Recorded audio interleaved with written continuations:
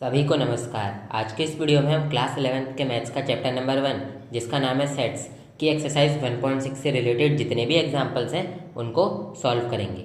देखिए गाइज, ये एक्सरसाइज 1.6 है। इसका इंट्रोडक्शन मैंने आप लोगों को पिछले वीडियो में दे दिया है, जिसके लिंक मैं आपको डिस्क्रिप्शन में दे दूंगा। तो मैं आपको रिकमेंड करूंगा आप पहले उस वीडियो को जाकर देखें, क्योंकि उस वीडियो में मैंने इस एक्सरसाइज से रिलेटेड जितने भी कॉन्सेप्ट हैं इन एग्जाम्पल्स से रिलेटेड वो मैंने बता रखे हैं। जितने भी फॉर्मूले यूज़ होंगे वो भी मैंने समझा रखे हैं। ठीक है, तो आप सीधे ही इन एग्जाम्पल्स को करने मत आ जाइए, आप पहले उस इंट्रोडक्शन वीडियो को भी देखिए।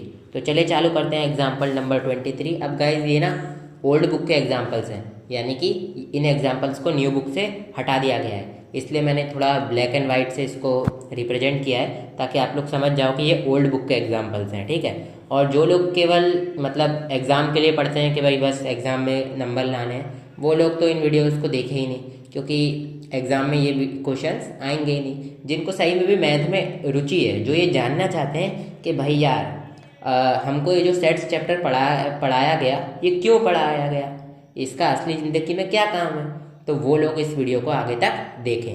तो चले चालू करते हैं एग्जाम्पल नंबर 23। इसमें क्या कह रहा है, if X and Y are two sets such that X union Y has 50 elements. अब देखो यहाँ पर हम लोग जो भी इंफॉर्मेशन गिवन है उसको लिखते जाएंगे। हमको बोला गया है एक्स और वाई ऐसे दो सेट्स हैं कि एक्स यूनियन वाई में 50 एलिमेंट्स हैं। तो number of elements in X union Y, ये एन लिख देते हैं। आपको पता है, ये मैंने बता रखा है कि एक्स यूनियन वाई में जितने भी एलिमेंट है उसको रिप्रेजेंट करने के लिए एन लिख देते हैं इस तरीके से, और बाकी इधर अंदर कोई सा भी सेट लिख सकते हैं। तो ये सारी चीज़ें मैंने आपको इंट्रोडक्शन में बता रखी हैं, तो आपको ये मिल गया। ठीक है, अब क्या बोला गया है, एक्स हैज़ 28 एलिमेंट्स, यानी कि number of elements of x कितना है आपका 28 आ गया।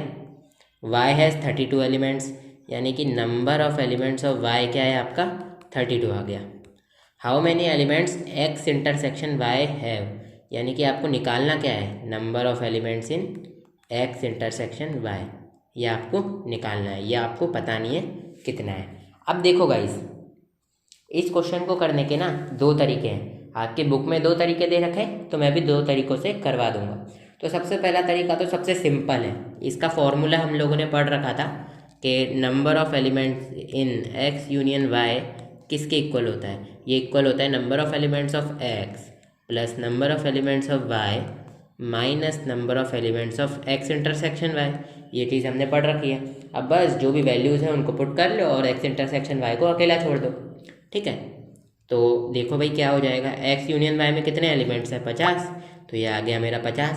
एक्स में कितने एलिमेंट्स हैं 28, तो 28। वाई में कितने एलिमेंट्स हैं 32, तो 32 माइनस एक्स इंटरसेक्शन वाई में कितने एलिमेंट्स हैं हमको निकालना है, तो ये इस तरीके से ही आ जाएगा। अब बस गाइस देखो, ये X intersection Y number of elements इधर माइनस का है, इस माइनस को मैं इस तरफ भेजूंगा तो ये प्लस का हो जाएगा, और इस 50 को मैं इस तरफ भेजूंगा तो ये माइनस का हो जाएगा। तो number of elements in X intersection Y किसके इक्वल आ गया, 28 को 32 में जोड़ो भाई, 8 2 10, इधर एक कैरी तो 60 आता है, और यहाँ पर ये 50 इधर प्लस है, इधर जाएगा तो माइनस का हो जाएगा, तो ये हो जाएगा 60 माइनस 50, जो कि आपका 10 निकल कर आता है। तो ये आप लोग समझ गए होंगे कि किस तरीके से ये 10 आया, ये फॉर्मूला हम लोगों ने पढ़ रखा है। अब इसका गाइस एक दूसरा मेथड भी देख लेते हैं।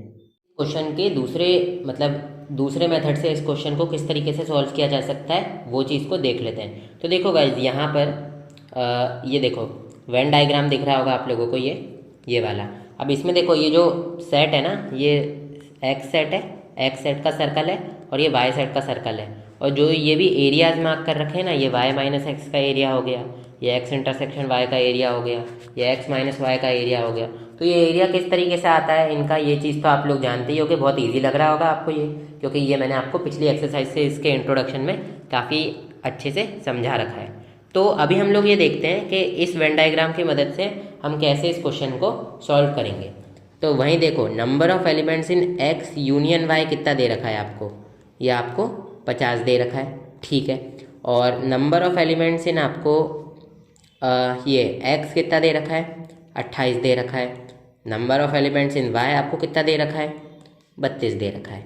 अब आप ये देखो कि जो एक्स और वाई सेट है एक्स किससे मिलकर बना है? ये जो एक्स सेट है, ये जो पूरा सर्कल है ना, ये छोटा छोटा वाला सर्कल, ये वाला सर्कल, ये एक्स सेट का है। और आप देखो जो एक्स सेट है वो ये वाला एरिया यानी कि एक्स माइनस वाई का एरिया, और ये वाला एरिया यानी कि एक्स इंटरसेक्शन वाई का एरिया, बोले तो काला वाला एरिया और ये येलो वाला एरिया से मिलकर बना है। तो हम लोग क्या लिख सकते हैं, इसको इस तरीके से लिख सकते हैं जिस तरीके से मैं अभी लिखने जा रहा हूँ कि number of elements in X equals to number of elements in X minus Y plus number of elements in X intersection Y.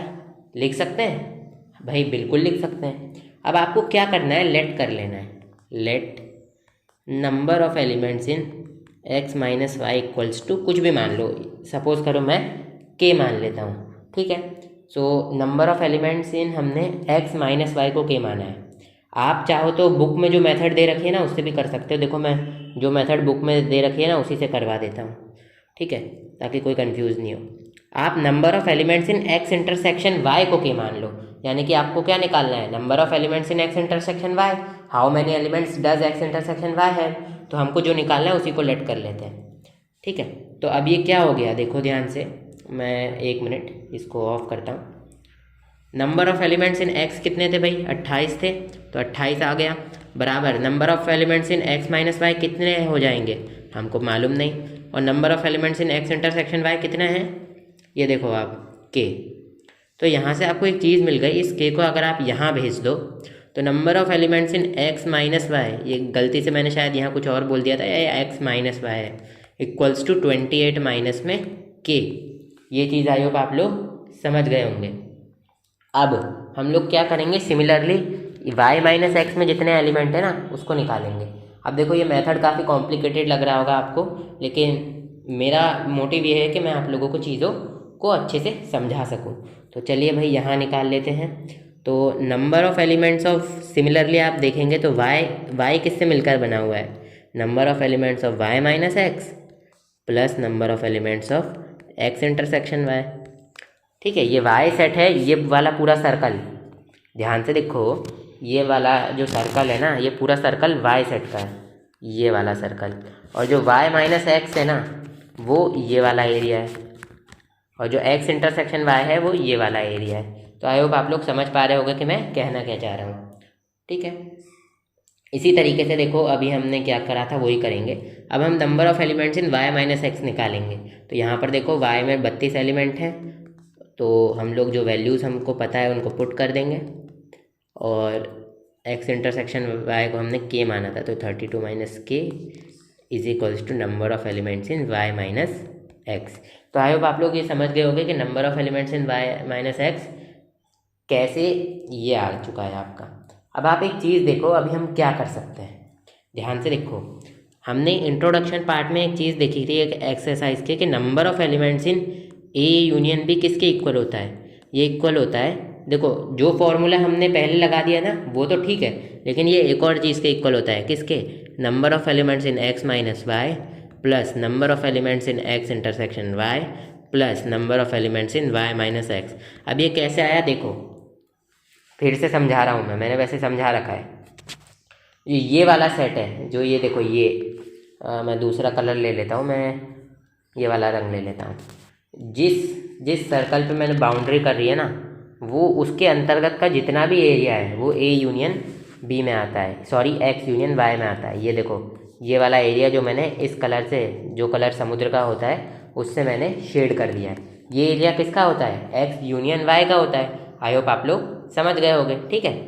तो अब ये वाला एरिया जो मैंने अभी हाल शेड किया था वो किस एरिया से मिलकर बना है, एक वो इस एरिया से मिलकर बना है एक्स माइनस वाई का एरिया जिसको मैंने ऑरेंज रंग से शेड कर दिया, एक वो इस एरिया से मिलकर बना है जो मैंने लाइट ग्रीन रंग से शेड कर दिया, लाइट ग्रीन रंग से, और एक वो इस वाले एरिया से मिलकर बना है जो मैंने, ये कौन सा कलर है बोले तो थोड़ा सा ब्लैक ही समझ लो इसे, ये इस ब्लैक वाले रंग से शेड कर दिया।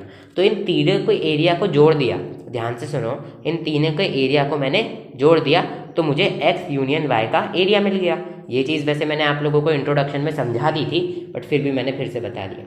तो अब देखो हमको number of elements in A union B कितना गिवन था, यहाँ पर देखो एक गलती हो गई मेरे से, देखा यहाँ पर ए यूनियन बी नहीं आएगा गाइज, यहाँ पर एक्स यूनियन वाई आएगा। ये गलती आपसे मेरे से हो जाती है जनरली, क्योंकि देखो यहाँ पर मान लो अगर हम ए या बी सेट लेते हैं ना, तो यहाँ पर एक्स और वाई की जगह ए बी सेट आ जाता। ठीक है, कुछ लोगों ने गलती पकड़ ली होगी, कुछ लोग कंफ्यूज हो गए होंगे, तो जो लोग कंफ्यूज हो गए उनको मेरा सॉरी भाई। और चलो सॉल्व करते हैं। तो number of elements in X union Y 50 given था। Number of elements in X minus Y कितना निकाला हमने, 28 माइनस के निकाला ना। और number of elements in X intersection Y को हमने क्या माना था, के माना था। प्लस में number of elements in Y minus X को हमने क्या निकाला था, 32 माइनस के। ये के से के कैंसिल हो गया और आपको क्या मिल जाएगी, देखो इस के को इधर भेज दो, इसको यहाँ लिया आओ, तो के की वैल्यू किसके इक्वल आ जाएगी, 28 प्लस 32, और ये 50 इधर आएगा तो ये माइनस का हो जाएगा, तो माइनस का 50। तो के की वैल्यू किसके इक्वल आ जाएगी, 28 प्लस 32 होता है 60, 60 में से 50 गया तो 10। और के को आपने क्या माना था, number of elements of X intersection Y. तो यहाँ से आपको number of elements in X intersection Y क्या मिल गया, 10। दोनों सेम ही चीज़ें हैं गाइस, ठीक है। आप लोगों को घबराना नहीं है कि भाई ये कैसे आ गया, आप लोग बस ध्यान से देखो कि किस तरीके से ये चीज़ें आई हैं। चलिए गाइस हम करते हैं अब हम लोग एग्जाम्पल नंबर 24। एग्जाम्पल नंबर 24 देखते हैं। एग्जाम्पल नंबर 24 के सॉल्यूशन का इतना हिस्सा मैंने ले लिया है ताकि ज़्यादा लिखना नहीं पड़े मेरे को, क्योंकि मैं ज़्यादा लिखूंगा तो वीडियो की लेंथ लंबी हो जाएगी। इन ए स्कूल देयर आर 20 टीचर्स। एक कोई भी विद्यालय है जहाँ पर 20 शिक्षक हैं हु टीच मैथमेटिक्स और फिजिक्स। या तो वो गणित पढ़ाते हैं या तो वो भौतिक विज्ञान यानी कि फिजिक्स पढ़ाते हैं। Of these 12 teach mathematics. 12 teacher अध्यापक गणित पढ़ाते हैं। 4 teach both physics and mathematics. 4 अध्यापक गणित भी पढ़ाते हैं, भौतिक विज्ञान भी पढ़ाते हैं, यानी कि फिजिक्स और मैथमेटिक्स दोनों पढ़ाते हैं। How many teach physics. हमको ये बताना है कि कितने अध्यापक फिजिक्स पढ़ाते हैं। हो सकता है ये क्वेश्चन आपको समझ ना आया हो, क्योंकि ये पहला प्रैक्टिकल क्वेश्चन आप लोगों से पूछ लिया गया है। जैसा कि जिस चीज़ का मैं जिक्र कर रहा था कि आपको प्रैक्टिकल क्वेश्चन पूछे जाएंगे, है ना, कि असली ज़िंदगी में क्या काम होता है, तो वो काम अब आप निकालना सीखोगे कि असली ज़िंदगी में सेट्स का क्या काम है। देखो एक स्कूल है जिसमें 20 टीचर हैं, समझ रहे हो, एक स्कूल है जिसमें 20 टीचर हैं। तो यहाँ पर क्या लिखा है, let M denote the set of teachers who teach mathematics and P denotes the set of teacher who teach physics. हम लोग एम से उन टीचर्स को डिनोट करेंगे जो कि मैथ्स पढ़ाते हैं, और पी से उन टीचर्स को डिनोट करेंगे जो कि फिजिक्स पढ़ाते हैं। M for mathematics, P for physics. अब देखो गाइस यहाँ पर हमको क्या बोला है, 20 टीचर्स ऐसे हैं जो मैथमेटिक्स और फिजिक्स पढ़ाते हैं। इसका क्या मतलब है, देखो या तो वो गणित पढ़ाते हैं या तो वो फिजिक्स पढ़ाते हैं। जो ये मैंने लाइन बोली है ना, या तो वो गणित पढ़ाते हैं या तो वो फिजिक्स पढ़ाते हैं। इसमें अगर कोई टीचर दोनों विषय पढ़ाता होगा वो भी आ जाएगा। मेरी बात को ध्यान से सुनो। एक स्कूल में 20 टीचर्स हैं जो या तो गणित पढ़ाते हैं या तो फिजिक्स पढ़ाते हैं। इस या तो का मतलब ये नहीं है कि एक एक सब्जेक्ट ही पढ़ाएंगे, उसका ये मतलब है वो गणित भी पढ़ा सकते हैं, फिजिक्स भी पढ़ा सकते हैं, दोनों भी पढ़ा सकते हैं। देखो अंग्रेजी में यहाँ पर और लिखा हो गया है, जिसको हम क्या बोलते हैं, हु टीच मैथमेटिक्स और फिजिक्स। वो या तो मैथमेटिक्स और फिजिक्स दोनों पढ़ाते हैं, मतलब दोनों भी पढ़ा सकते हैं। मतलब आप लोग समझ रहे हो ना इसका क्या मतलब है। एक स्कूल में 20 टीचर्स हैं जो मैथमेटिक्स और फिजिक्स पढ़ाते हैं। आपको कोई इतना कह दे एक स्कूल में 2, अच्छा चलो मैं आपको इसका हिंदी करके बताता हूँ। आपको कोई इतना कह दे कि भाई एक स्कूल है जिसमें 20 टीचर्स हैं जो कि मैथ्स और फिजिक्स पढ़ाते हैं, तो अब ऐसा भी तो हो सकता है कि जो 20 टीचर हैं, अब देखो जैसे कि ये मैंने बोला ना 20 टीचर्स हु टीच मैथमेटिक्स और फिजिक्स, इसका हिंदी क्या होगा, 20 टीचर्स जो मैथमेटिक्स और फिजिक्स पढ़ाते हैं। तो ये जो मैंने बोला ना गणित और भौतिक विज्ञान यानी कि मैथमेटिक्स और फिजिक्स पढ़ाते हैं, एक स्कूल में 20 टीचर्स हैं जो मैथमेटिक्स और फिजिक्स पढ़ाते हैं। तो इसका क्या मतलब है, इसका ये मतलब निकलता है कि या तो वो टीचर्स, उनमें से कुछ टीचर्स मैथमेटिक्स भी पढ़ा सकते हैं या उनमें से कुछ टीचर्स फिजिक्स भी पढ़ा सकते हैं। ये भी हो सकता है कि उनमें से कुछ टीचर्स मैथमेटिक्स और फिजिक्स दोनों पढ़ाते हो। ये इसका अर्थ निकलता है। मैं आपको फिर से समझा रहा हूँ, आप बस इस चीज़ को ध्यान से सुनो, क्योंकि पूरा प्रैक्टिकल प्रॉब्लम्स का कॉन्सेप्ट इसी कॉन्सेप्ट पे बेस्ड है कि आप समझते कितना हो।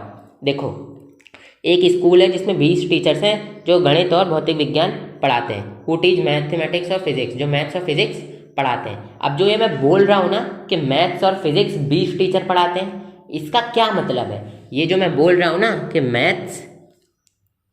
मैथ्स और फिजिक्स, मैथ्स और फिजिक्स 20 टीचर पढ़ाते हैं, 20 टीचर पढ़ाते हैं।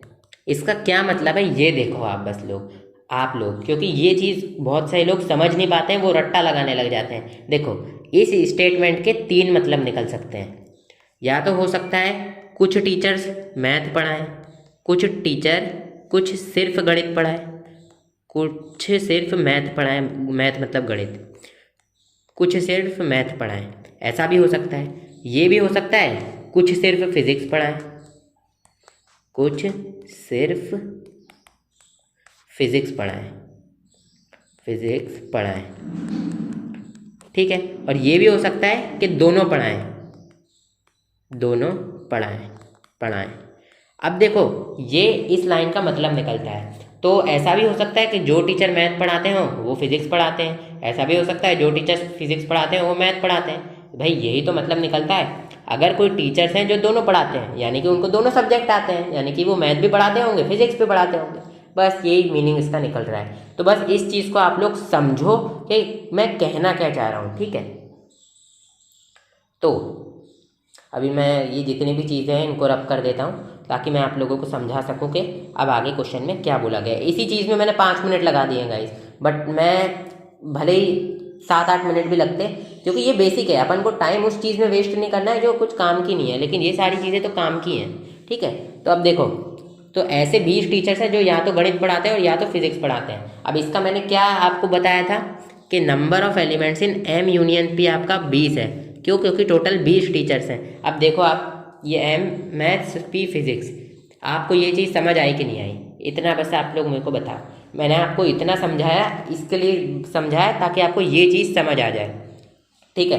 देखो गाइस, यूनियन का क्या मतलब होता है? Number of elements in M union P का क्या मतलब है? चलो एम यूनियन पी का क्या मतलब है? ऐसे एलिमेंट्स जो एम में भी हैं, पी में भी हैं और दोनों में भी है। इसी तरीके से ऐसे टीचर्स जो मैथ भी पढ़ाते हैं, फिजिक्स भी पढ़ाते हैं, दोनों भी पढ़ाते हैं। देखो कुछ कुछ दिमाग में घुस रहा है ना। मैंने क्या बोला था आपसे कि इस स्टेटमेंट का क्या अर्थ निकल रहा है कि टीचर गणित भी पढ़ा सकते हैं, मैं फिजिक्स भी पढ़ा सकते हैं और दोनों भी पढ़ा सकते हैं। और एम यूनियन पी का क्या वो होता है? एम के भी सभी एलिमेंट्स, यानी कि ऐसे टीचर्स जो मैथ भी पढ़ाते हैं, पी के भी सभी एलिमेंट्स, यानी कि ऐसे टीचर्स जो कि फिजिक्स भी पढ़ाते हैं, minus number of elements in M intersection P, यानी कि माइनस ऐसे टीचर्स जो कि दोनों पढ़ाते हैं। समझे आप लोग बात को? तो यही मतलब होता है। तो आप ये देखो कि ऐसे टीचर्स जो मैथ भी पढ़ाते हैं, फिजिक्स भी पढ़ाते हैं और दोनों भी पढ़ाते हैं, और जो भी कॉमन टीचर्स से अगर उनको हम एक बार ही लें, क्योंकि हमको तो बोल रखा है ना 20 टीचर ही हैं। अब ऐसा तो है नहीं कि 20 टीचर्स का क्लोन हो कि भाई एक टीचर दूसरे टीचर जैसा ही दिखता है। 20 टीचर अलग अलग टीचर ही हैं, इसलिए number of elements in M union P 20 आ रहा है। आप लोग इस चीज़ को फिर से समझिए, समझने की कोशिश कीजिए, पूरा ध्यान लगा दीजिए इसमें। अगर आपको समझ नहीं आ रहा है तो सारा ध्यान यहाँ लगा दीजिए। ऐसे 20 टीचर्स हैं, वो 20 टीचर्स अलग अलग ही होंगे, ये चीज़ तो है ही। हु टीच मैथमेटिक्स और फिजिक्स, जो मैथमेटिक्स और फिजिक्स पढ़ाते हैं, यानी कि मैथमेटिक्स भी पढ़ा सकते हैं, फिजिक्स भी पढ़ा सकते हैं, दोनों भी पढ़ा सकते हैं। ये इस लाइन का अर्थ निकल रहा है, समझे।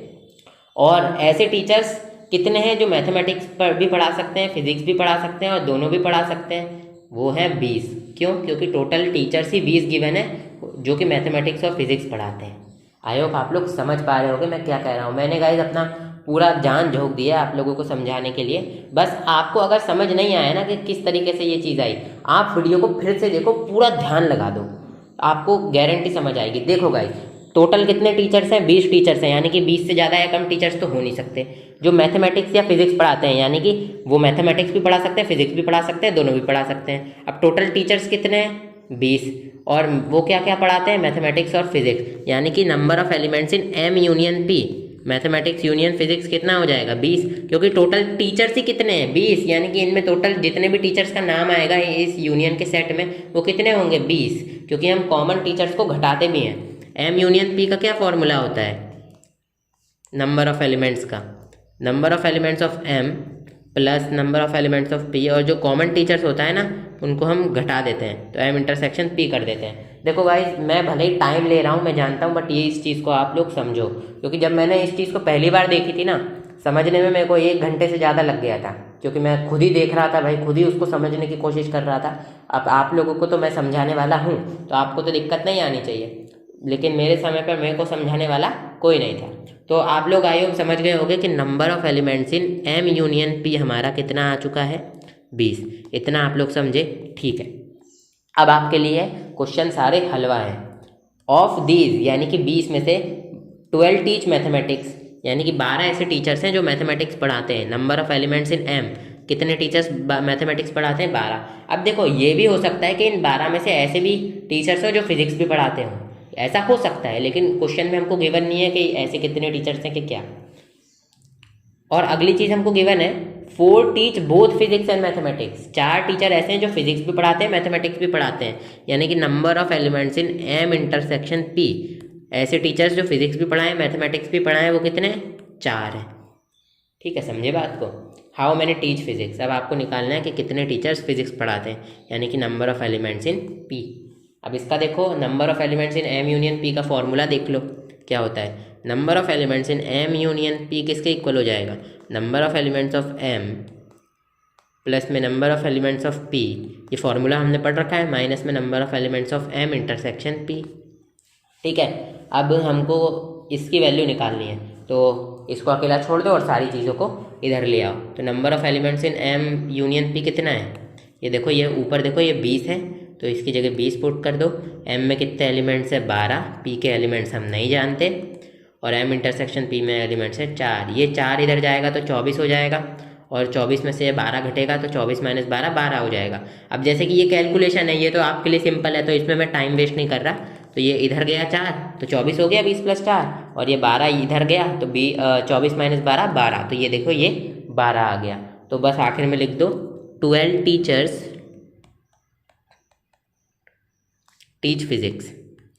जिस चीज़ में गाइस टाइम देना है उस चीज़ में टाइम दो। अब ऐसा नहीं है कि मैं पहले 12 को इधर भेजता फिर इधर लाके 4 प्लस करता, तो उसमें कितनी स्टेप बढ़ जाते हैं, जबकि आप लोग जानते हो कि आप लोगों को ये कैलकुलेशन तो काफ़ी ईजी है। चलो गाइस, तो अब हमारा ये एग्जाम्पल हो चुका है, काफ़ी सारा हमारा टाइम चला गया इसी एग्जाम्पल में, लेकिन ये जो टाइम गया है ना, इससे आप काफ़ी सारी चीज़ें समझोगे। पहली क्या चीज़ समझे, ये चीज़ मैं समझाना भूल गया आपको, कि in the statement of problem the word और gives us the clue of union. यानी कि देखो, जैसे कि मैंने आपको समझाया कि ये जो और है इससे किस तरीके से यूनियन का पता चलता है। तो बस अंग्रेजी में क्या होता है कि जो भी और है ना, इससे हमको पता लगता है यूनियन की बात है, और जो एंड है उससे हमको इंटरसेक्शन की बात लगती है। कि 4 teach both physics and mathematics, यानी कि दोनों सब्जेक्ट्स पढ़ाते हैं, तो वो कॉमन एलिमेंट्स होंगे दोनों सेट्स में, फिजिक्स के और मैथमेटिक्स के सेट में। ठीक है, तो इतनी चीज़ आप लोग समझ गए होंगे I hope. We therefore have, अब हमारे पास क्या है, तो ये सारी इन्फॉर्मेशन है और हमने सॉल्व कर लिया है, और आपकी बुक में भी इसी तरीके से सॉल्व किया गया है गाइस। ठीक है, तो चलिए अब हम करते हैं एग्जाम्पल नंबर 25। चलिए गाइस, एग्जाम्पल नंबर 25 करते हैं। अब देखिए गाइस, ये ना मैं ये लिखा हुआ क्यों ले रहा हूँ, देखो ये जितनी भी चीज़ लिखी हुई है ना यहाँ पर सॉल्यूशन में, पिछले एग्जाम्पल में भी लिखी थी, ये आपको एग्जाम के सॉल्यूशन में लिख कर आनी है। अब ये चीज़ मैं पहले से लिखी हुई ले लेता हूँ, ताकि मैं लिखूँ तो वीडियो लंबी नहीं बने और आप लोगों का समय व्यर्थ ना हो। ठीक है, तो जैसे कि मैं लेट करता हूँ कि X be the set of students who like to play this game, वो अभी जो क्वेश्चन पढ़ेंगे उस हिसाब से देखेंगे, तो वो ये चीज़ें आप लोगों को लिखनी रहती हैं। जैसे कि मान लीजिए आपने एक्स मान लिया ऐसे लोगों को जो कि क्रिकेट खेलते हैं, वाई मान लिया ऐसे लोगों को जो कि फुटबॉल खेलते हैं, तो आपको ये दिखाना पड़ेगा, वरना जो चेक कर रहा है वो बोलेगा भाई किसको माना एक्स वाई जेड, सारा क्वेश्चन गलत। तो इस तरीके से जनरली हो जाता है, इसलिए मैं आप लोगों को कह रहा हूँ ये चीज़ें आपको लिख कर आनी है। ठीक है, तो मैं अपने पेंसिल से इसलिए नहीं लिखता हूँ क्योंकि हो सकता है उसमें काफ़ी ज़्यादा टाइम लग जाए। तो चलिए गाइस, क्वेश्चन पढ़ते हैं। इन अ क्लास ऑफ 35 स्टूडेंट्स, एक क्लास है जिसमें 35 बच्चे हैं। 24 लाइक टू प्ले क्रिकेट, 24 ऐसे बच्चे हैं जिनको क्रिकेट खेलना पसंद है। 16 लाइक टू प्ले फुटबॉल, 16 लोगों को फुटबॉल खेलना पसंद है। Also each students likes to play at least one of the 2 games, यानी कि क्लास में 35 बच्चों में से ऐसा कोई भी बच्चा नहीं है जिसको एक भी गेम खेलना पसंद नहीं हो। ये जो लाइन लिखी है ना, also each student likes to play at least one of the 2 games, इसका यही मतलब है कि क्लास का हर एक बच्चा कम से कम एक गेम खेलना तो पसंद करता ही है। How many students likes to play both cricket and football, ऐसे कितने स्टूडेंट्स हैं जिनको क्रिकेट और फुटबॉल खेलना दोनों पसंद है। देखो अब क्या, let X be the set of students who like to play cricket.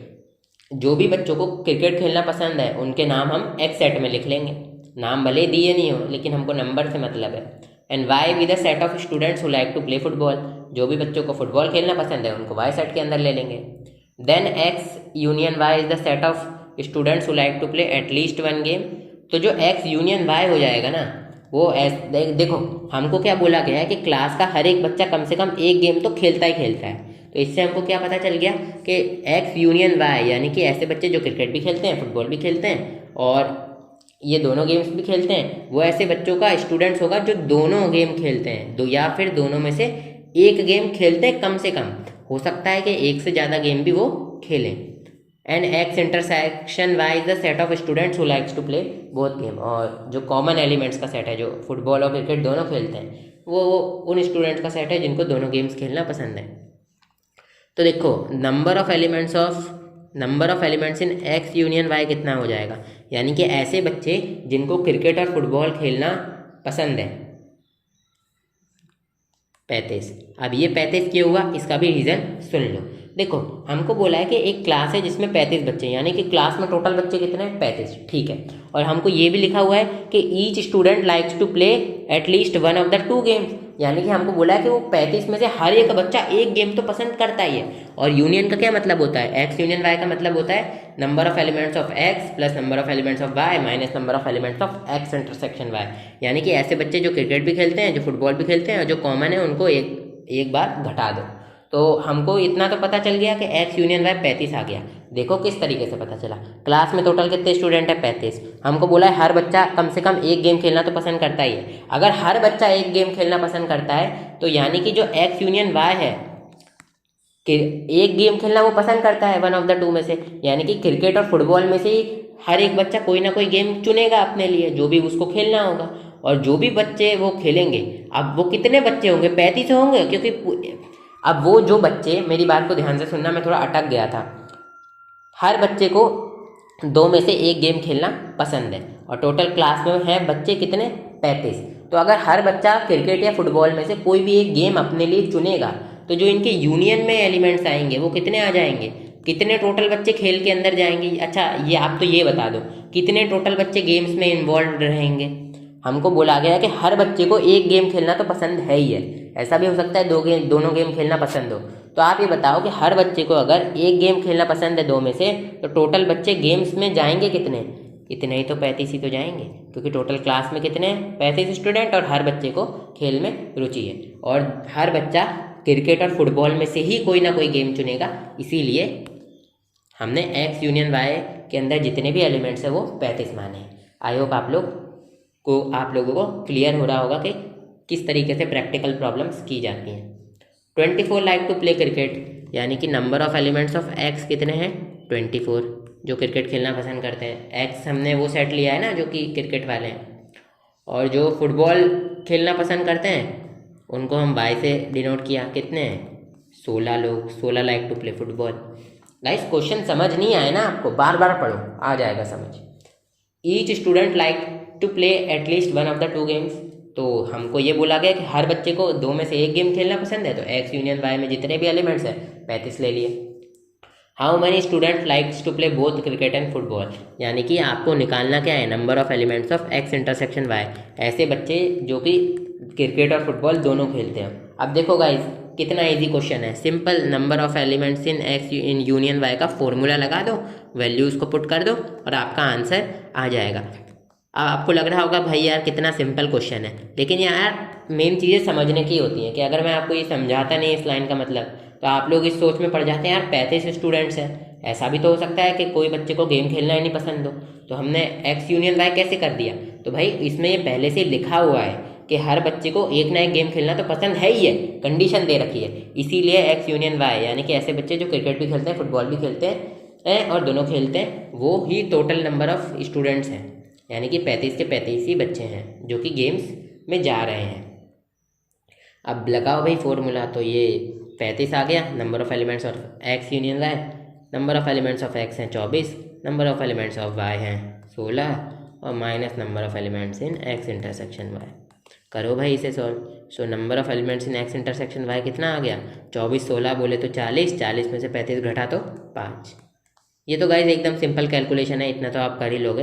देखो इन दोनों को जोड़ो 40 मिलेगा, अब इसको इधर भेजो तो ये प्लस का हो जाएगा, इसको इधर भेजो तो ये माइनस का हो जाएगा। 40 में से 35 गया तो 5 बचा। अब ये कैलकुलेशन मैं जल्दी जल्दी करता हूँ ताकि इस चीज़ में आपका टाइम वेस्ट ना हो, ठीक है। तो हम क्या लिखेंगे, 5 स्टूडेंट्स likes to play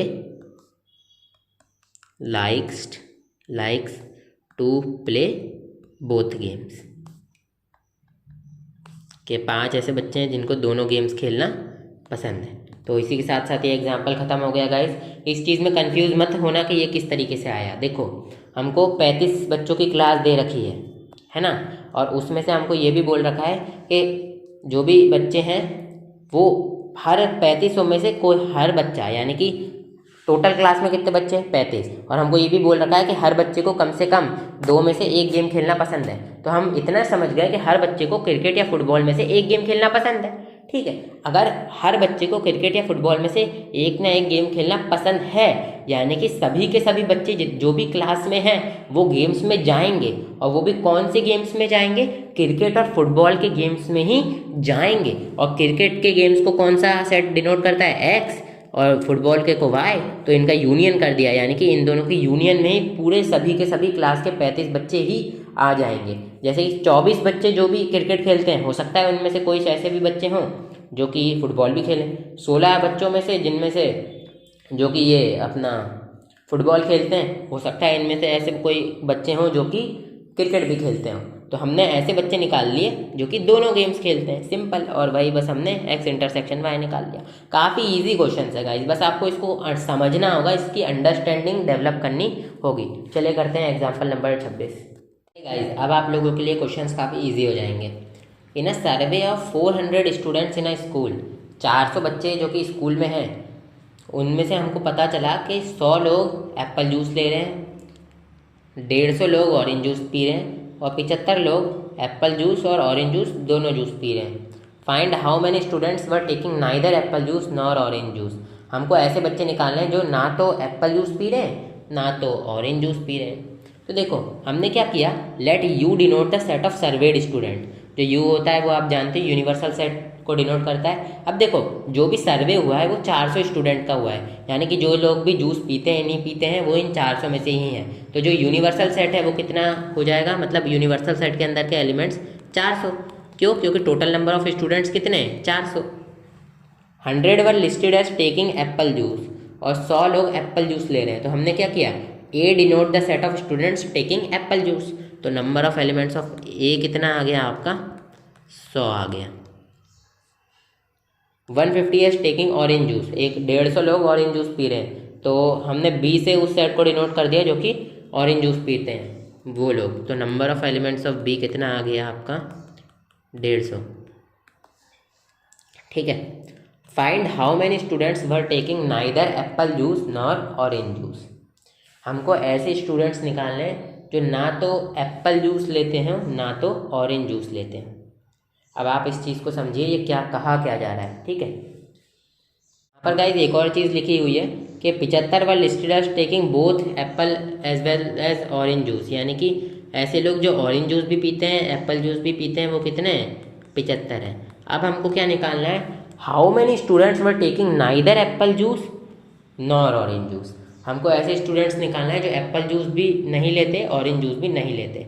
अब आप देखो guys, A union B, number of elements of A union B, इसके अंदर क्या होगा, students who take apple juice और ऑरेंज जूस, एप्पल और ऑरेंज जूस।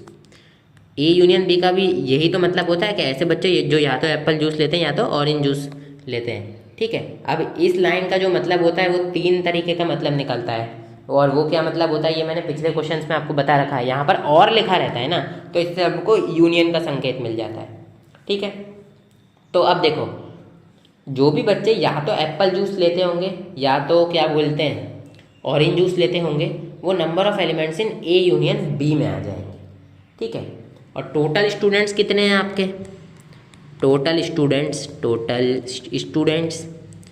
ये हैं आपके गाइस 400, यानी कि टोटल बच्चे 400 हैं। अब इनमें से कुछ ऐसे बच्चे हैं जो कि दोनों जूस लेते हैं, या तो ऑरेंज जूस लेते होंगे या तो एप्पल जूस लेते होंगे, या दोनों में से दोनों लेते होंगे। ऐसे बच्चे इन 400 में ही भी 400 में इंक्लूडेड हैं। ठीक है, तो 400 में कौन कौन से बच्चे इंक्लूडेड है, एक तो number of elements in A union B वाले, और एक कौन से बच्चे इंक्लूडेड हैं, हु नाइदर टेक एप्पल और ऑरेंज जूस। जो बच्चे एप्पल और ऑरेंज जूस कुछ भी नहीं पीते वो भी इसी में इंक्लूडेड है 400 लोगों में।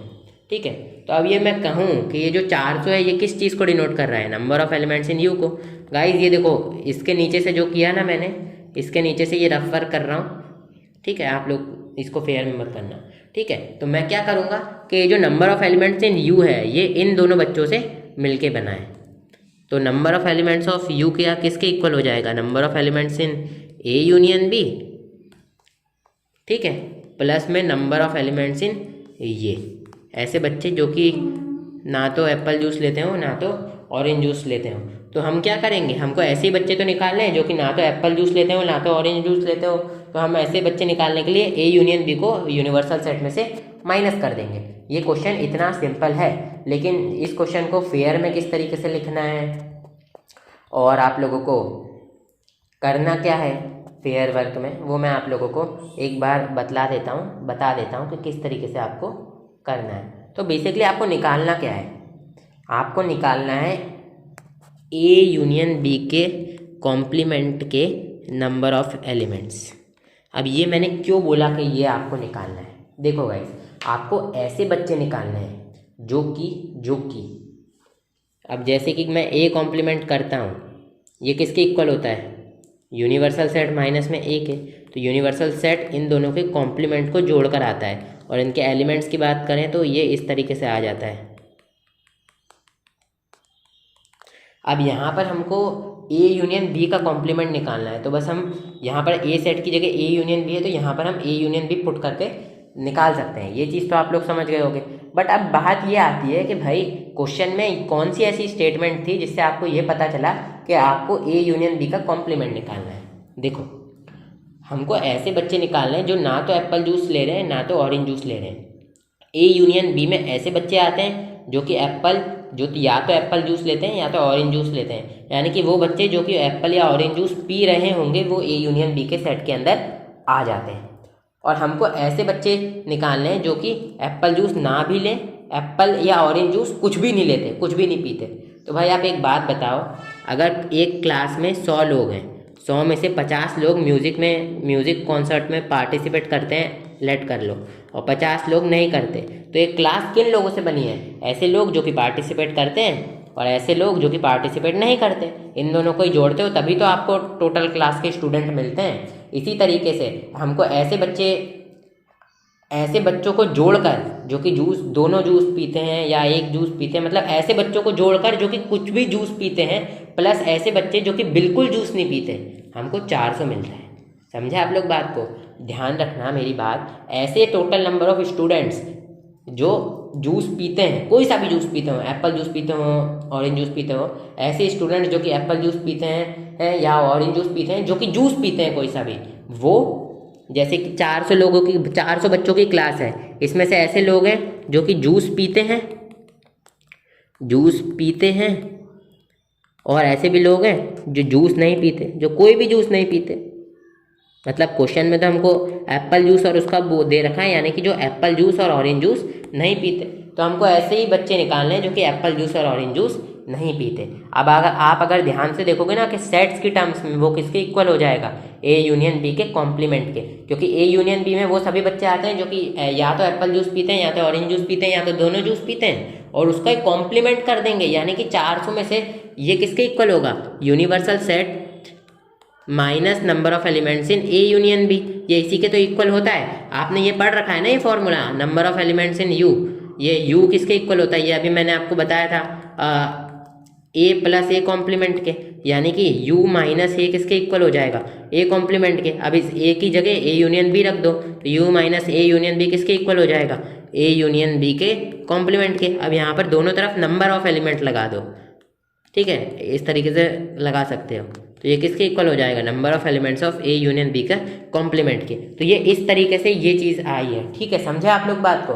तो आई होप आप लोग समझ रहे होगे कि ए यूनियन बी के कॉम्प्लीमेंट में ऐसे सभी बच्चे आ जाएंगे जो ना तो एप्पल जूस पीते हैं ना तो ऑरेंज जूस पीते हैं। बस इतनी चीज़ें आप लोगों को समझ रही है। प्रैक्टिकल प्रॉब्लम्स में रहता क्या है गाइस, यही तो रहता है कि आप समझ किस तरीके से रहे। अब इसी चीज़ को उन्होंने काट दी तो आप लोग समझ ही नहीं पाएंगे। देखिए गाइस ध्यान से, हमको ऐसे लोग निकालने हैं जो ना तो एप्पल जूस पीते हैं ना तो ऑरेंज जूस पीते हैं। हम ये जाते हैं टोटल कितने लोगों का सर्वे हुआ, जो कि स्कूल में 400 लोग हैं। अब 400 में से ऐसे लोग हैं जो वो ऑरेंज जूस और एप्पल जूस पीते हैं, और ऐसे भी लोग हैं जो कि कोई सा भी जूस ऑरेंज जूस और एप्पल जूस में से नहीं पीते हैं। और हम ये जानते हैं एक जितना भी स्टूडेंट्स है क्लास में वो किन स्टूडेंट से मिलकर बना है, 400 स्टूडेंट्स उन स्टूडेंट्स से मिलके बने हैं जो कि जूस पीते हैं एप्पल और ऑरेंज का, और जो कि जूस नहीं पीते हैं एप्पल और ऑरेंज का।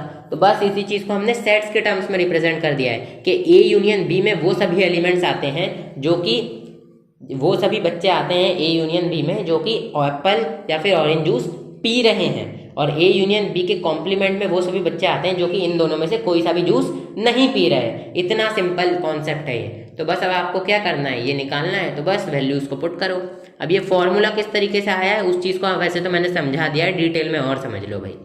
देखो यूनिवर्सल सेट किसके इक्वल होता है, यूनिवर्सल सेट में से अगर आप ए घटा दो ना तो ये ए कॉम्प्लीमेंट के इक्वल होता है। ये चीज़ मैंने आपको इंट्रोडक्शन पार्ट में बता रखी है, ठीक है। अब यहाँ पर दोनों तरफ आप नंबर ऑफ एलिमेंट्स ले लो, दोनों तरफ नंबर ऑफ एलिमेंट्स ले लो, तो ये क्या हो जाएगा, नंबर ऑफ एलिमेंट्स। अब इसका यू के साथ कर दो, number of elements in U minus number of elements in A, ये माइनस का साइन था, बराबर number of elements in A complement.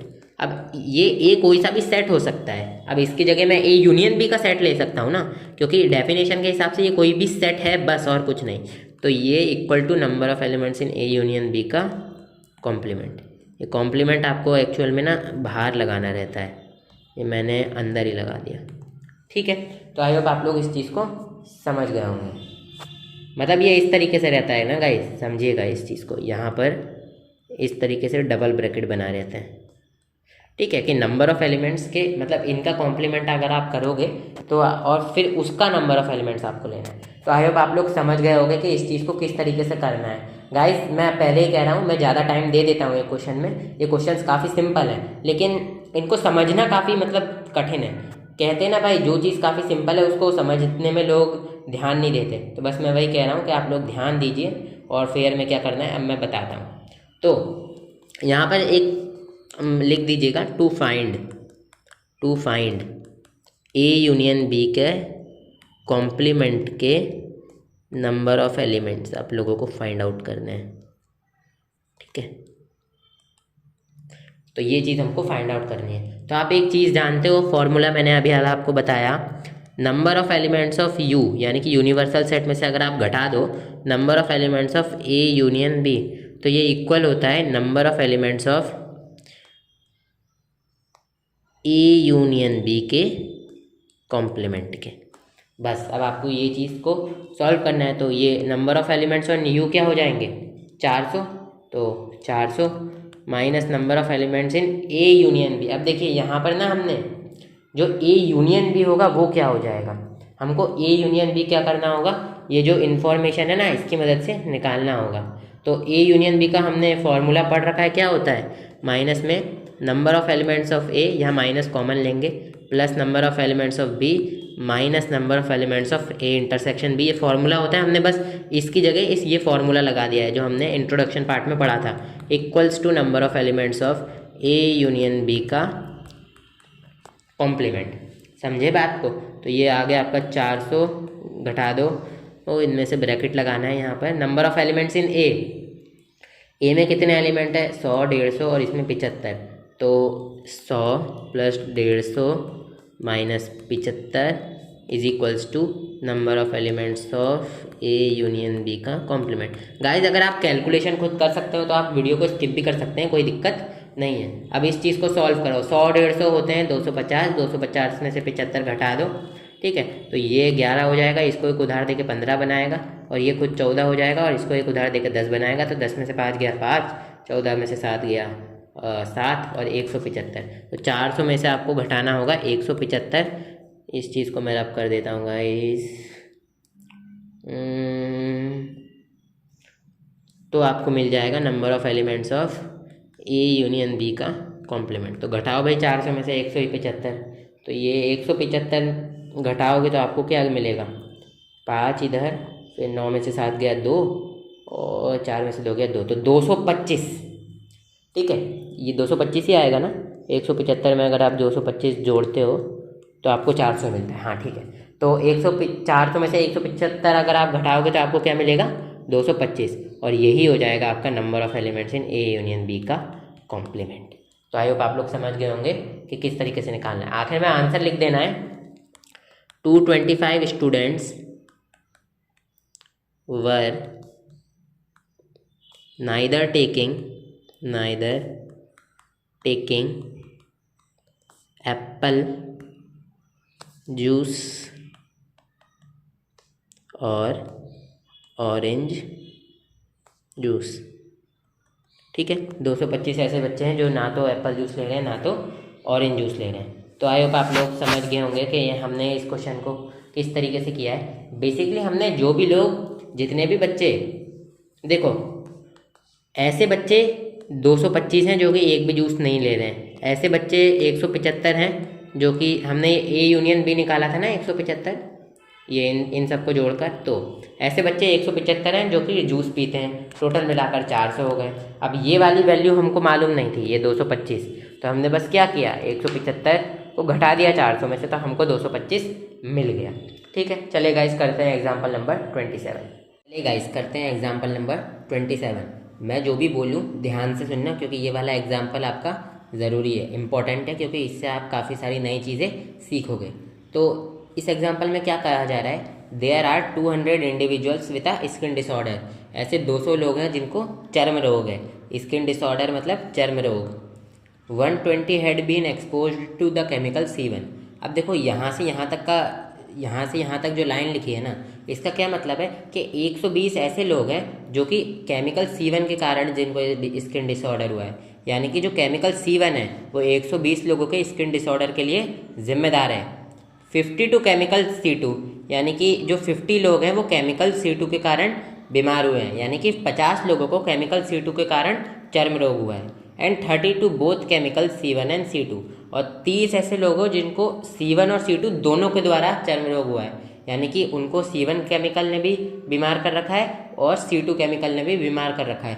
ऐसे समझो कि C1 कोई वायरस है, C2 भी कोई वायरस है, वो दोनों वायरस उसके शरीर में है। इसी तरीके से C1 भी कोई केमिकल है, C2 भी कोई केमिकल है, वो दोनों केमिकल से उसका शरीर पीड़ित हो रखा है, ये मतलब है। तो ऐसे कितने लोग हैं, 30 लोग। तो 200 ऐसे लोग हैं जिनको स्किन डिसऑर्डर है, जिनमें से 120 लोगों को स्किन डिसऑर्डर हुआ है केमिकल C1 के कारण, 50 लोगों को स्किन डिसऑर्डर हुआ है केमिकल C2 के कारण, और वो लोग जिनको दोनों केमिकल C1 और C2 दोनों के द्वारा डिसऑर्डर हुआ है वो ऐसे 30 लोग हैं। यहाँ पर लिखा है 30 टू बोथ।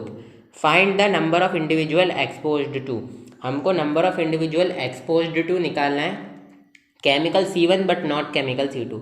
हमको ऐसे लोग निकालना है जो कि केमिकल C1 से इफेक्टेड हैं, यानी कि उनके शरीर में केवल केमिकल C1 होना चाहिए, C2 नहीं होना चाहिए। फिर दूसरे पार्ट में हमको निकालना है chemical C2 but not chemical C1। तीसरे में निकालना है केमिकल C1 और केमिकल C2। ठीक है, तो सबसे पहले इन दोनों को तो हम आगे ही समझेंगे, सबसे पहले फर्स्ट वाले को करते हैं। तो फर्स्ट पार्ट का सॉल्यूशन हम देखेंगे। फर्स्ट पार्ट में हमको क्या निकालना है, chemical C1 but not chemical C2, यानी कि ऐसे लोग जो कि केमिकल C1 से तो बीमार हैं लेकिन केमिकल C2 से नहीं हैं।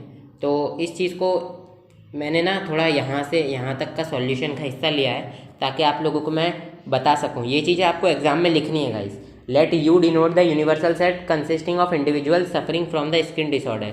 जो यू है यूनिवर्सल सेट, उसमें उन सभी लोगों को ले लो जो कि जिनको भी चर्म रोग है, यानी कि जो भी स्किन डिसऑर्डर से पीड़ित हैं। तो ऐसे कितने लोग हैं, 200 लोग हैं। तो number of elements in you कितना आ जाएगा, 200, क्योंकि ऐसे 200 लोग हैं जिनको चर्म रोग है। ठीक है, A denote the set of individual exposed to chemical C1। अब देखिए गाइज ये वेन डायग्राम भी मैंने लिया है और इसमें देखिए ये वाला जो सेट है ये ए है, ये वाला बी है। अब जो भी लोग केमिकल C1 से पीड़ित हैं वो ए सेट में आ जाएंगे, जो भी लोग केमिकल C2 से पीड़ित है वो बी सेट में आ जाएंगे, और जो ए से भी पीड़ित है बी से भी पीड़ित है यानी कि केमिकल C1 से भी पीड़ित है C2 से भी पीड़ित है वो ए इंटरसेक्शन बी में आ जाएंगे। आई होप आप लोग इस चीज़ को समझ रहे होंगे, ठीक है। और B denote the set of individual expose to chemical C2, और बी हम लोग डिनोट कर लेंगे एक ऐसा सेट जो कि जितने भी लोग केमिकल C2 से पीड़ित हैं वो सभी बी सेट के अंदर आ जाएंगे। ये मतलब है इस लाइन का, B denote the set of individual expose to chemical C2। अब देखो हमको क्या निकालना है guys, chemical C1 but not chemical C2। अब ये सारी चीज़ें सबसे पहले तो ना क्वेश्चन को पढ़ के ये आइडेंटिफाई करो कि आपको क्वेश्चन में निकालना क्या है। देखो गाइस, ए में कौन से लोग आते हैं जो कि C1 से इफेक्टेड है, बी में कौन से लोग आते हैं जो कि C2 से इफेक्टेड है, ठीक है। और जो ये बीच वाला एरिया है इसमें ऐसे लोग आते हैं जो कि C1 और C2 दोनों से इफेक्टेड है। यानी कि हमको ऐसे लोग निकालने हैं फर्स्ट पार्ट के अंदर जो कि सिर्फ केमिकल C1 से इफेक्टेड है लेकिन C2 से इफेक्टेड नहीं है। तो जिस एरिया को मैं अभी ब्लैक कलर से मार्क कर रहा हूँ ना, उस एरिया के अंदर जितने एलिमेंट आएंगे वो हमको निकाल लेना है। अब इस चीज़ को समझो भाई क्यों। देखो गाइस, ये ए सेट का सर्कल है, ठीक है, ये वाला सर्कल ए सेट का है। और देखो ए सेट में वो सभी लोग आते हैं जो कि C1 से पीड़ित है, ठीक है। अब देखो ए सेट तो ये वाला हिस्सा भी तो ए सेट के अंदर है, ये वाला हिस्सा भी ए सेट के अंदर है। हमको ऐसे लोग निकालने हैं जो कि C1 से तो पीड़ित हैं लेकिन C2 से नहीं है। तो आप लोग कहोगे भाई C1 से तो ए सेट वाले पीड़ित हैं तो ए सेट निकाल लो। देखो भाई ऐसा नहीं होगा, क्योंकि जो ये देखो ये बीच वाला एरिया है ना, इसमें C2 वाले भी आ चुके हैं। ये बीच वाला एरिया क्या है, ए और बी का कॉमन एरिया है। यानी कि इस बीच वाले एरिया में जो लोग हैं वो C1 से भी पीड़ित हैं C2 से भी पीड़ित हैं, लेकिन हमको तो केवल ऐसे लोग निकालने हैं जो कि C1 से ही पीड़ित हैं, वो C1 के अलावा किसी और से पीड़ित नहीं है। यानी कि ये जो नंबर ऑफ एलिमेंट, ये ए माइनस बी का एरिया दिख रहा है ना आप लोगों को, यही आप लोगों को निकाल लेना है। क्यों? क्योंकि जो ए माइनस बी का एरिया है उसमें ऐसे लोग आएंगे जो कि केवल और केवल C1 से पीड़ित हैं। इस चीज़ को मैं एक और बार समझा देता हूँ गाइज, आप लोग समझ जाना। देखो जो लोग C1 और C2 दोनों से पीड़ित हैं वो ए इंटरसेक्शन बी में आ गए। अब इसमें तो C1 और C2 दोनों से पीड़ित हैं, जिस एरिया को मैंने काले रंग से शेड किया है उस एरिया में तो C1 और C2 दोनों से पीड़ित लोग आते हैं, तो हमको वो एरिया तो चाहिए नहीं। और जिस एरिया को मैं लाल रंग से शेड कर रहा हूँ उस एरिया में तो ऐसे लोग आते हैं जो C2 से पीड़ित हैं, लेकिन हमको तो ऐसे लोग चाहिए जो कि C1 से पीड़ित है C2 से पीड़ित नहीं है। तो ये लाल वाला एरिया भी हम कंसिडर नहीं करेंगे, ना ही हम लोग काला वाला एरिया कंसिडर करेंगे।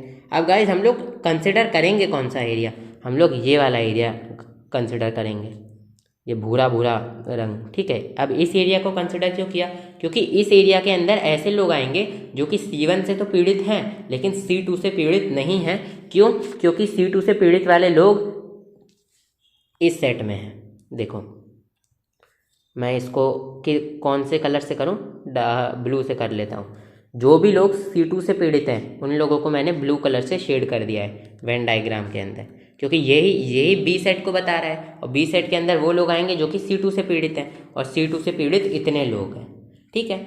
अब देखो C1 से पीड़ित C1 से ये जो बीच वाले लोग हैं ना ये भी C1 से पीड़ित हैं, लेकिन ये C1 के साथ साथ C2 से भी पीड़ित हैं। लेकिन हमको केवल ऐसे लोग निकालने हैं जो कि सिर्फ और सिर्फ C1 से पीड़ित हैं। तो ऐसे लोगों को निकालने के लिए हम लोग ये जो ब्राउन वाला एरिया है ना, ये वाला एरिया जिसको मैंने ब्राउन कलर से शेड किया है, इन लोगों को निकालना पड़ेगा। यानी कि ये एरिया किसका है, ब्राउन रंग का, ये ए माइनस बी का एरिया है। यानी कि हमको ए माइनस बी का एरिया निकालना होगा।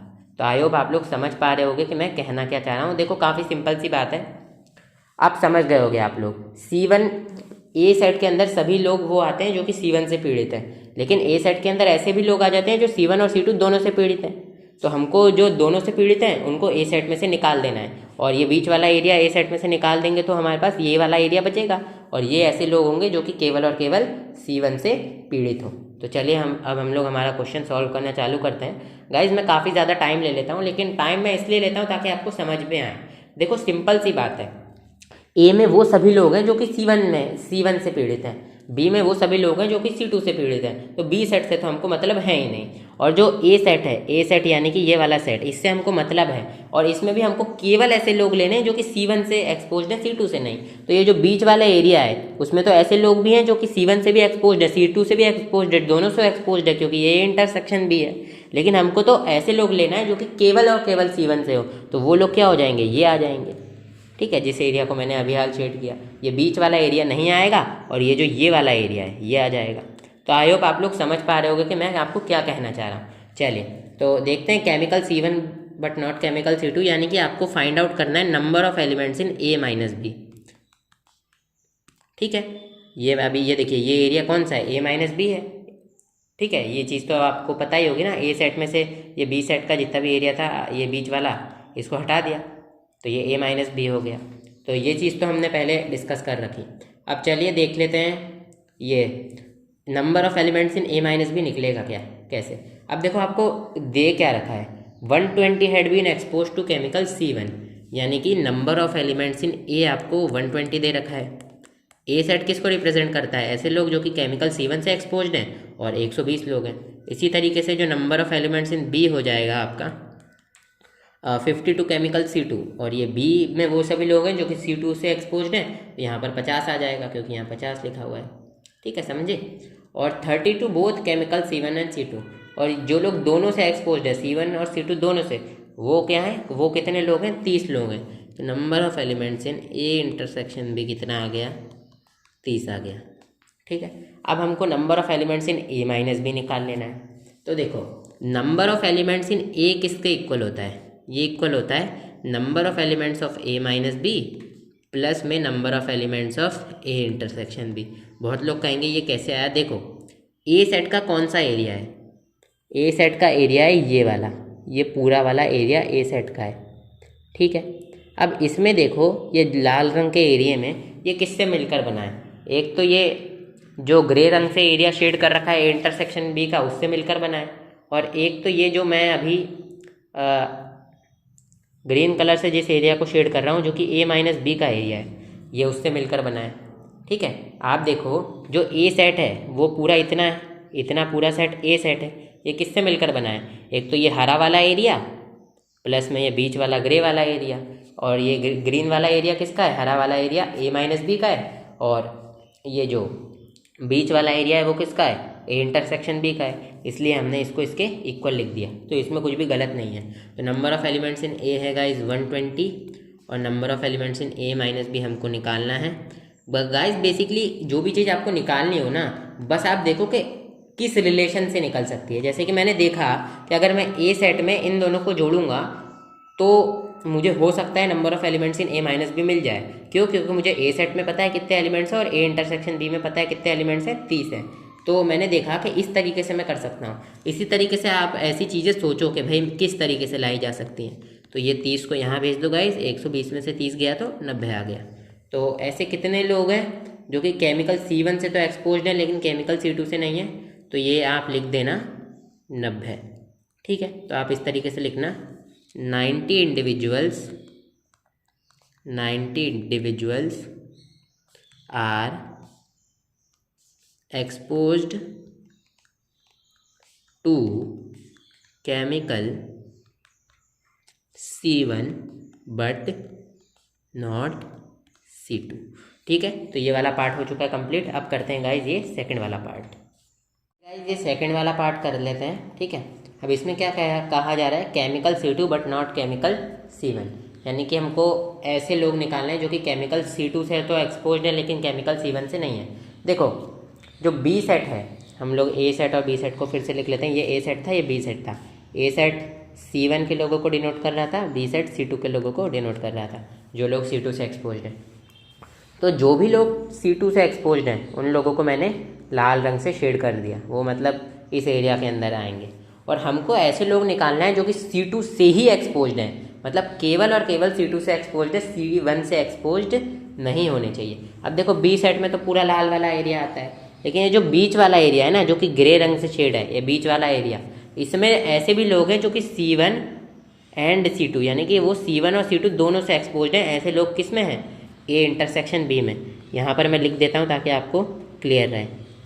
ए इंटरसेक्शन बी में ऐसे लोग हैं जो कि C1 और C2 दोनों से एक्सपोज्ड हैं, और हमको ऐसे लोग निकालने हैं जो कि केवल और केवल C2 से एक्सपोज्ड हैं। तो देखो, जिस एरिया को मैं अभी क्या बोलते हैं, इस चीज़ को मैं रब करूँ, जिस एरिया को मैं अभी ब्लू कलर से शेड कर रहा हूँ, उस एरिया में जितने भी लोग आएंगे यही तो आपको निकालना है, क्योंकि आपको ऐसे लोग निकालने हैं जो कि केवल और केवल केमिकल C2 से एक्सपोज्ड हैं, C1 से बिल्कुल भी नहीं है।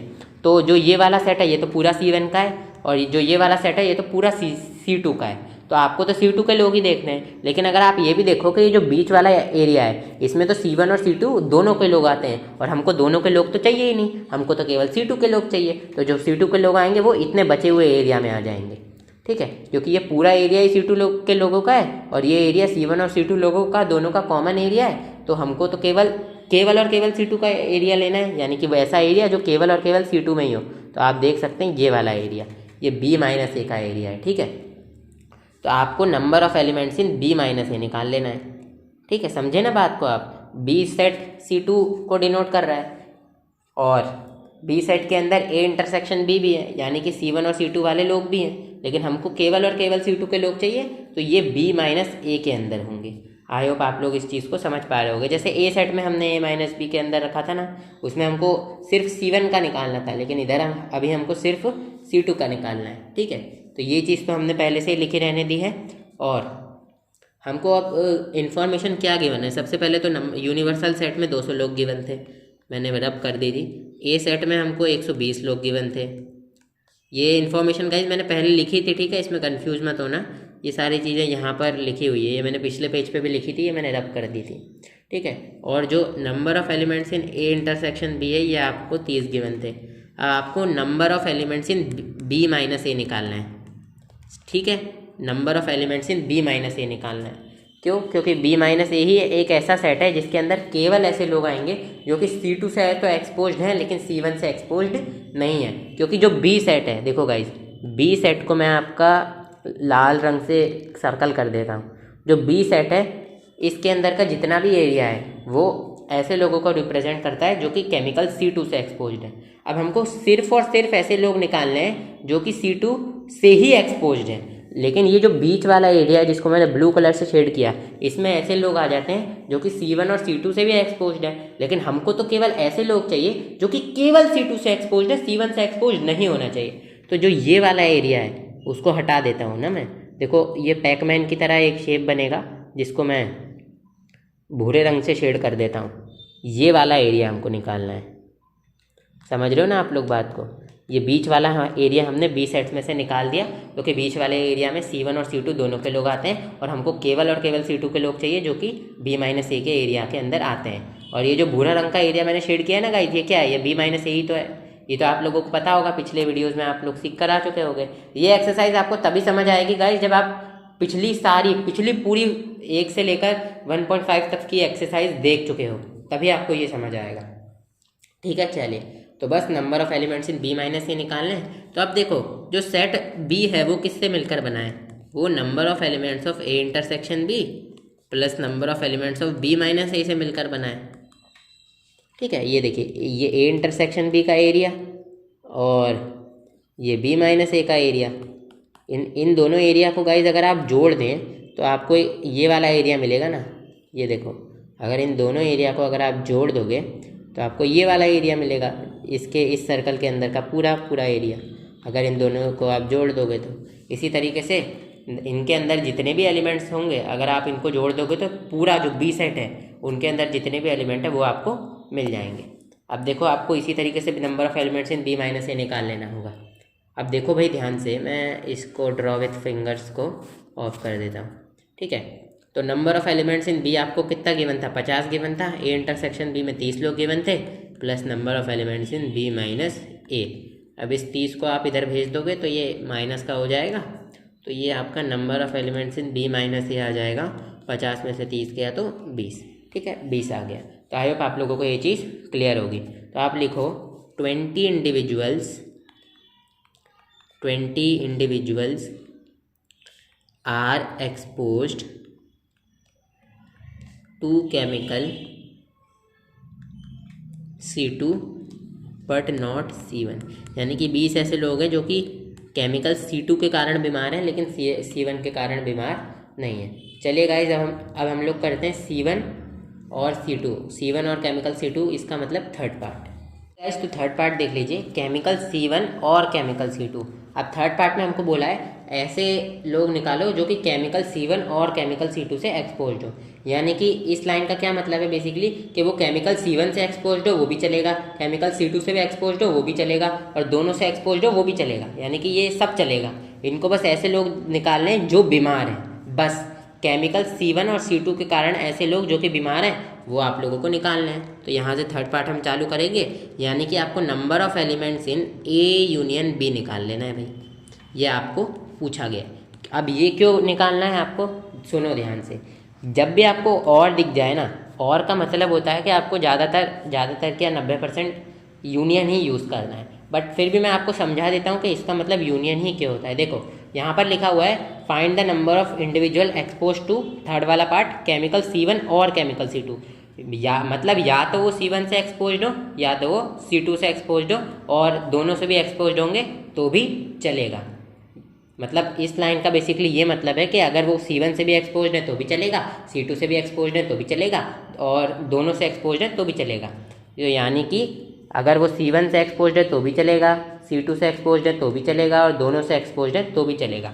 यानी कि कुल मिलाकर आपको ऐसे लोग निकाल लेना है जो कि बीमार हैं, ठीक है, और आपको ऐसे लोग निकाल लेना है जो कि सिर्फ और सिर्फ बीमार ही है। तो बस आपको A यूनियन B निकाल लेना है। इस चीज़ को समझना गाइस, ठीक है। मैं जानबूझकर आपको इतना टाइम देता हूँ ताकि आप लोगों को समझा सकूँ। बहुत सारे लोग तो समझ भी गए होंगे इतनी जल्दी, लेकिन कुछ लोगों को समझ नहीं आता, वो लोग इस वीडियो को स्किप कर देते होंगे शायद 6-7 मिनट।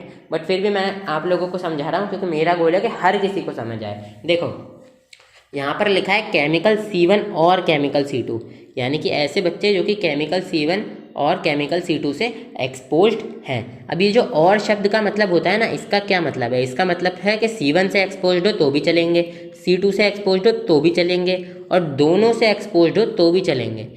यानी कि C1 से एक्सपोज्ड हो तो भी चलेंगे, C2 से एक्सपोज्ड हो तो भी चलेंगे, और दोनों से एक्सपोज्ड हो तो भी चलेंगे, ठीक है। तो कुल मिलाकर इतने पूरे एरिया में आपके पीड़ित लोग हैं, और इतना पूरा एरिया ही आपको निकाल लेना है कि C1 से हो तो भी चलेंगे, C2 से हो तो भी चलेंगे, और दोनों से हो तो भी चलेंगे। यानी कि सिर्फ C1 वाले भी ले लो, सिर्फ C2 वाले भी ले लो, दोनों भी ले लो।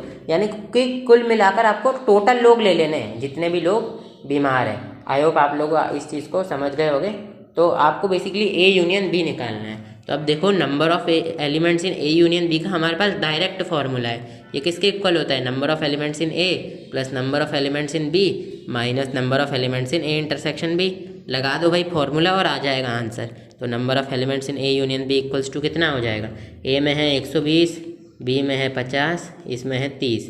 तो यह आपका आ जाएगा number of elements in A union B 140। ठीक है, 140 नहीं आएगा गाइज, हाँ 140 ही आएगा, ठीक है। सो अब इसको करने के लिए गाइज एक और मेथड है। जैसे कि अभी तो हमने सीधे फॉर्मूला पुट कर दिया। Number of elements in A union B किसके इक्वल होता है, number of elements of A minus B plus number of elements of A intersection B plus number of elements of B minus A। इस फॉर्मूले से भी आप कर सकते हो। यहाँ पर इसकी वैल्यू पुट कर देना, 90 आई थी। यहाँ पर इसकी वैल्यू पुट कर देना 30, कितनी आई थी इसकी वैल्यू, इसकी तो 30 गिवन थी, और यहाँ पर इसकी वैल्यू पुट कर देना तो कितनी आई थी, 20 आई थी। तो ये भी आप देखोगे 140 ही आएगा। तो ये जो फॉर्मूला है ये इसी से निकल कर आता है। और किस तरीके से निकलता है ये चीज़ तो मैं आपको इंट्रोडक्शन पार्ट में इस चैप्टर के इस एक्सरसाइज के बता ही चुका हूँ। तो आप कोई से भी मेथड से करो, आंसर आपका सेम ही आना है। तो इसी के साथ साथ गाइज ये हमारा एग्जाम्पल्स पूरे हो चुके हैं, ठीक है। और आखिर में एक आंसर लिख देंगे हम, 140 individuals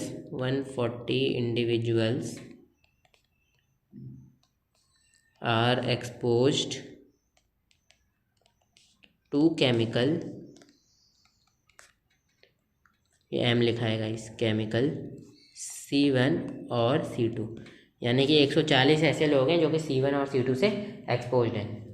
गाइस इस चीज़ को आप लोग याद रख लो कि क्या कर लो, जब भी और लिखा है इसका मतलब क्या होता है, इसका ये भाषा का ही मतलब है कि केमिकल C1 और C2 से एक्सपोज्ड है। इसका ये मतलब होता है कि C1 से एक्सपोज्ड हो तो भी चलेगा, सिर्फ C1 से एक्सपोज्ड हो तो भी चलेगा, सिर्फ C2 से एक्सपोज्ड हो तो भी चलेगा, और अगर दोनों से भी एक्सपोज्ड है तो भी चलेगा। ये बेसिकली और का मतलब होता है। कुल मिलाकर उनने यही पूछा है कि जितने भी लोग पीड़ित हैं, जितने भी लोगों को बीमारी है, वो बताओ भाई कितने लोग हैं। तो गाइस बस यही वाली बात है कि आप लोग इस चीज़ को समझो, ये क्वेश्चन वाले कहना क्या चाह रहे हैं। आप लोगों को गाइस कोई भी डाउट नहीं होना चाहिए, इसलिए मैं फिर से बता रहा हूँ।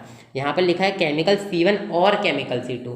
इसका मतलब ऐसे लोग बता दो जो कि केमिकल C1 से भी एक्सपोज्ड हो तो भी चलेगा, C2 से भी सिर्फ एक्सपोज्ड हो तो भी चलेगा, और दोनों से यानी कि इंटरसेक्शन A इंटरसेक्शन B से भी एक्सपोज्ड हो तो भी चलेगा, C1 एंड C2 से भी एक्सपोज्ड हो तो भी चलेगा। तो ये जो और शब्द होता है ना, इसका भी मतलब होता है C1 से हो तो भी चलेगा, C2 से हो तो भी चलेगा, और दोनों में कॉमन से हो तो भी चलेगा।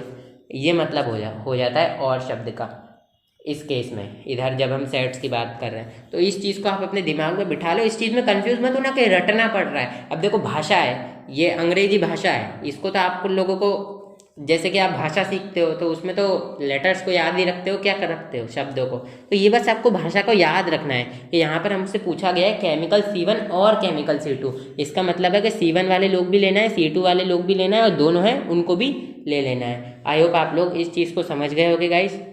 मैं आप लोगों को जितना बेस्ट समझा सकता था मैंने आप लोगों को समझा दिया है। और हमने फर्स्ट पार्ट निकाला था, इसका आंसर हमारा 90 आया है, इसका आंसर हमारा 140 आया, और इसका आंसर हमारा कितना आया था, 20 आया था। ठीक है, शायद 20 ही आया था ना, एक बार मैं चेक कर लेता हूँ। हाँ 20 ही आया था।